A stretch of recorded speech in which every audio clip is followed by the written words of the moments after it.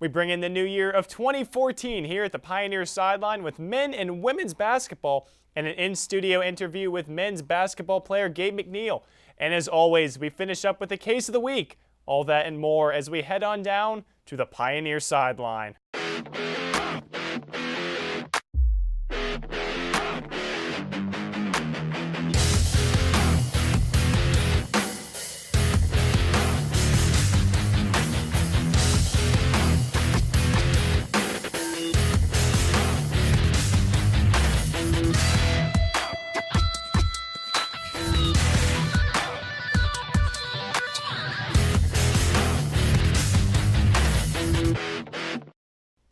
Welcome to the Pioneer Sideline. I'm your host, Chris Hoffman. The women's basketball team is shattering records this season, and Johnie Freiwald now joins me to see if they could keep it going.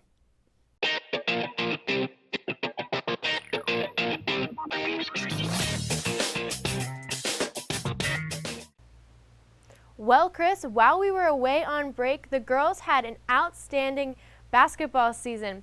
They had quite a string of games. The Pioneers took on 8 teams while the rest of us were home for Christmas, and 2 more teams once the spring semester began. The girls defeated 8 of their 10 opponents since our last broadcast, including Brescia by a 29-point lead and PSU Fayette by a 47-point lead.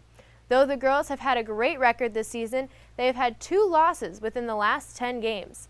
These losses are the only losses of the season and were both to Berea.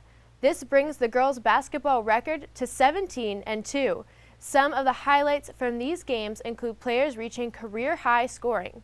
On January 15th, Kayla Kidio reached a career high of 22 points scored against Wilberforce. And on January 18th, freshman Carly Force scored a career high of 26 points against Berea. With the girls' outstanding record, they are now ranked 21 in the NAIA Division II Women's Basketball Coaches Top 25 pool. This week we can look forward to the Pioneers taking on one of our neighbors in a Kentucky Intercollegiate Athletic Conference game. On January 21st, the girls will compete against Carlo at home in this crosstown rivalry. Also on the schedule for this week is PSU Beaver on the 22nd and Asbury on the 25th. All of the games this week are at home.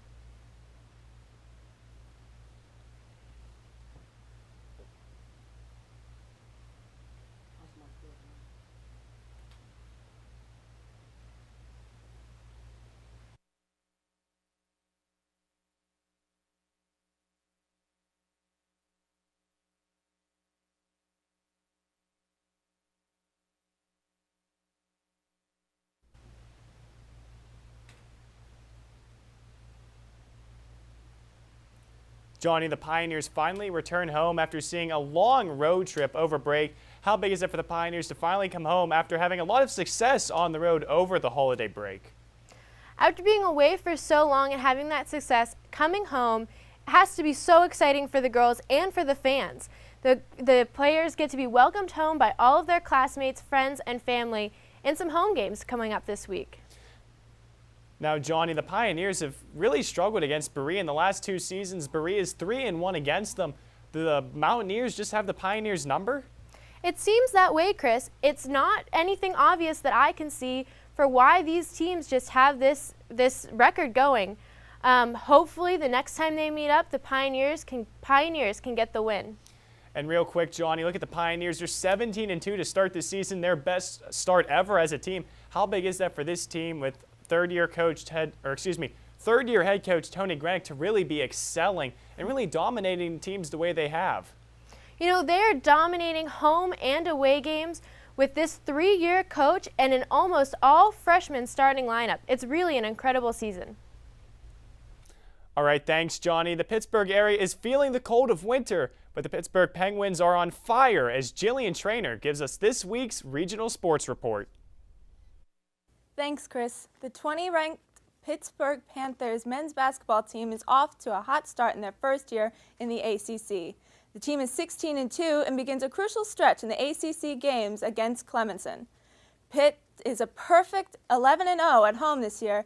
They are also a 13-home win streak and a 19 consecutive win streak against non-conference opponents at home. Beaver County native Lauren Williams will be joining the U.S. Olympic team next month as a member of the women's bobsled team. You may remember Williams from the past 2 Summer Olympic Games, taking silver in 2004 in the 100-meter dash. Williams credits Lolo Jones for her involvement in the Winter Games. Both Olympic veterans will join a handful of elite athletes to compete in both Summer and Winter Olympic Games, and being the 9th and 10th Americans to do so.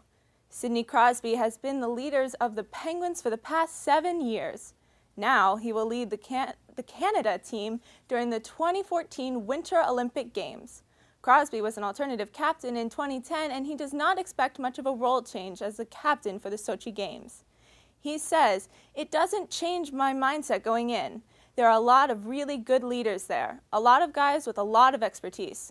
In the short-term game like this, you just want to come together quickly as a team and make sure we're all on the same page."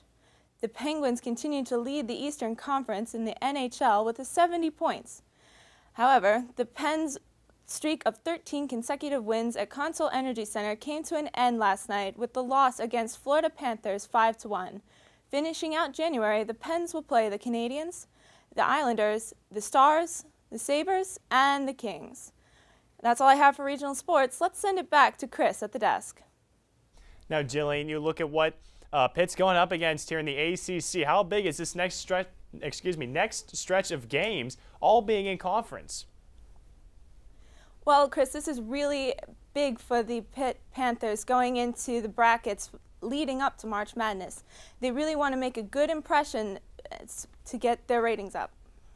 And Jillian, you look and see Lauren Williams representing her country on the international level. How proud is that type of achievement to not only do it in the summer, but to do it in the Winter Olympics as well? Chris, this is so amazing, especially for Pittsburgh locals. To be able to compete in both the summer and Olympic events, that's huge. And only a few people have been able to claim that right. All right, thanks, Jillian. After the break, men's basketball analyst Zach Aaron joins me to see how the team was able to do over the holiday break, and I will have the National Sports Report as well. Don't go anywhere. We'll be right back after this.